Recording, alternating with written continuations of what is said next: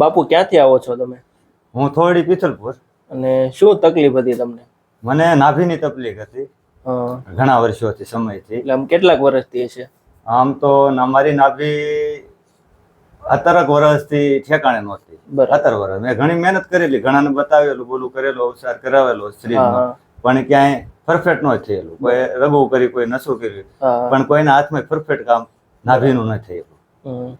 તકલીફ થતી તો રૂટીન લાઈફમાં મતલબ રોજે આમ શું તકલીફ હતી કામ કરવા? પહેલું તો કામ તો અમારે તો બીજું કોઈ ધ્યાન યોગ હોય છે, આસન હોય છે.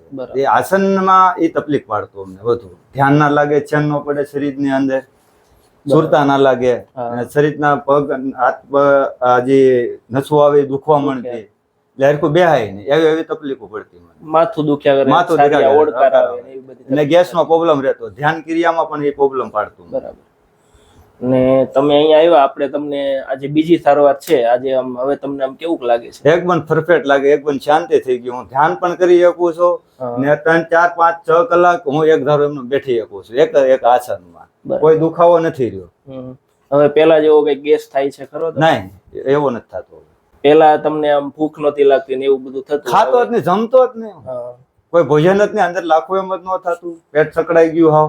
બરાબર. ઘણા કારણ હતા એવા. અહીંયા આપણે નાભીનું, તમારું નાભીનું સેટિંગ વિખાણેલું હતી, તેના લીધે આપણને આ તકલીફ બધી થતી હતી. બરાબર.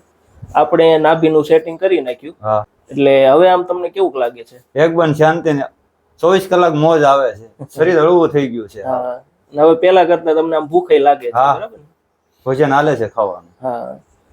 કેવી લાગી તમને બાપુ સારવાર? બહુ સરસ ને તમારું કામ બહુ સરસ છે. ને કોઈ પણ ને જો આવી કોઈ તકલીફ હોય તો સાહેબ ને ચોક્કસ મળી જાઓ. Thank you. હા.